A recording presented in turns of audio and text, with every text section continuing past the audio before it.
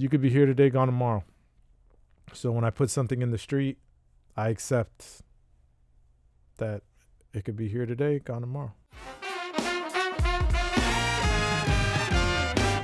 My name is Sean Lugo. I'm a brown boy doing things. I enjoy creating Wheatpaste in the street. I've probably been creating art since I was 16 years old, and I'm 43 now, so that's quite a long time. I started doing street art in 2013 and put over about 300 pieces since then. Wow. It's been quite the journey. Had the opportunity to do solo shows from time to time. Got a new one coming up in April in Philadelphia that I'm excited about. So just a constant grind of never stop working. And you just went out with with us to install 2 new ones. You did one to an artist, As Above, So Below, and sort of nonprofit leader here in city, Sarah Magazzo. Why did you choose those people? And talk to us, because we have footage and recording of you out there. Talk to us about what those pieces look like, why you chose those people, where you put up, all the details. Yeah. Well, As Above, So Below, it was one of those moments in this day and age of technology where you could just DM someone and be like, I'm a fan. Mm-hmm. And don't. And then they pass away and regret that. I don't like living regrets. And that's a moment I regretted.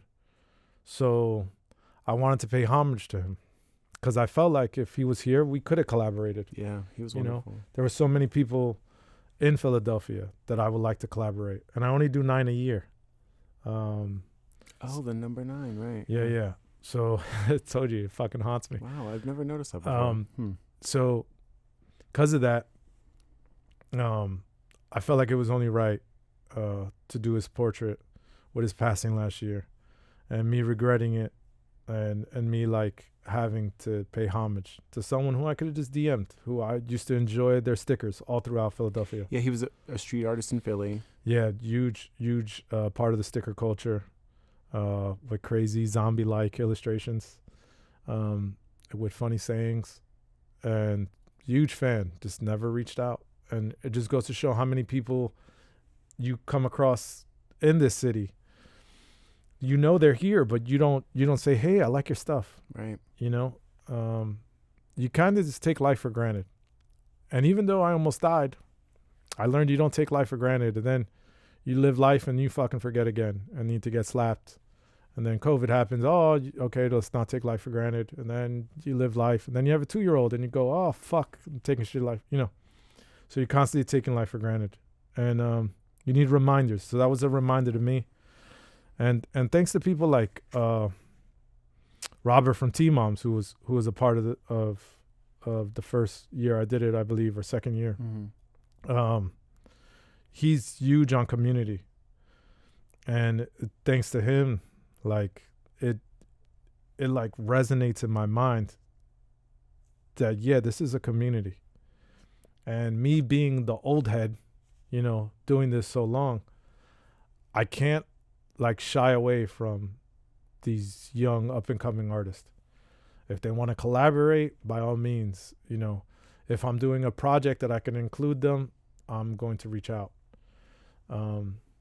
So any opportunity I have to build this community stronger, I'm gonna do. Well, with the As Above, So Below piece, again, audio, radio. If someone can't see it, they're not seeing a video of it, describe what it looks like and where you installed. Yeah, it's someone praying. Since the person passed away, I took an old image of someone I did from Jersey City praying. It's a graffiti artist, Loser. I did a portrait of him. Him being from Jersey City, I want to rock his portrait in Jersey City. And I put literally the photo, I just recreated it, put it up. And I just felt like if I was doing something with someone who was no longer here, to try to create an image that you looked at and knew that, okay, this has to be paying homage. So I thought Praying Hands was perfect. So then I just included his head from one of his stickers that I happen to have on my phone that I took a photo of. And I just incorporated that on the body. And then made a scroll with it saying "Rest in Peace" to the artist's name, as above, so below. And I found a beautiful location in the University of Arts building that no longer is being used. Thanks for the location, and I put it there. I don't know if it's still there. Mm-hmm. You never know when it comes to these things.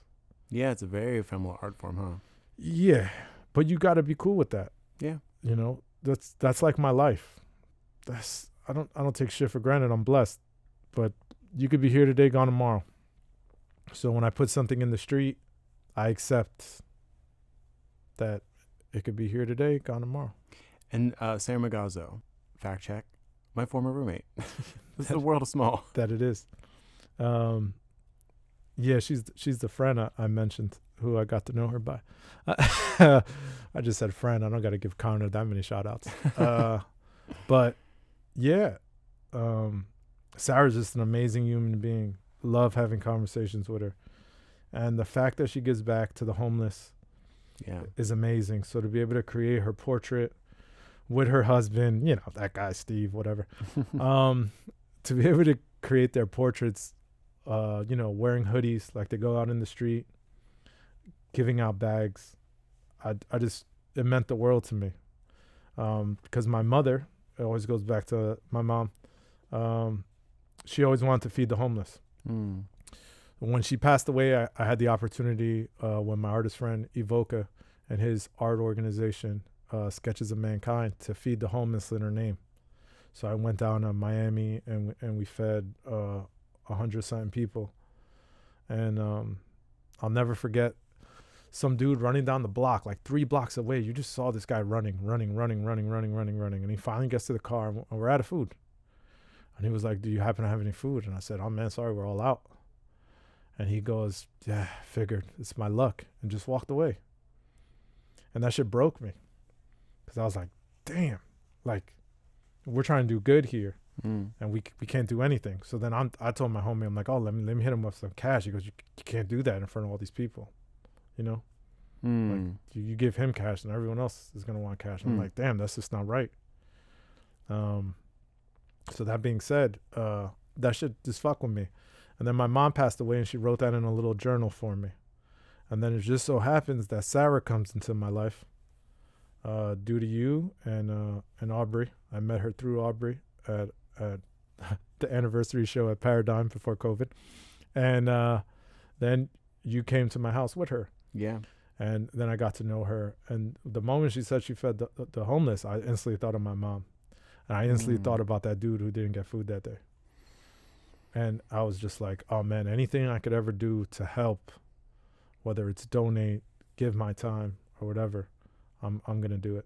At the end of the day, if you put your best foot forward and you do things and you're compassionate and you're loving and you're caring, this shit gets rewarded, you know? And then you could get someone who gone through all this shit I went through and have all these opportunities from just working and not stopping and working and believing in others and believing in myself. And building that community. And it's all about community. Yeah. You know, it's all about community. Thank you so much. That was so good. Boop, boop, boop, boop, boop. Boo, boo, boo, boo, boo.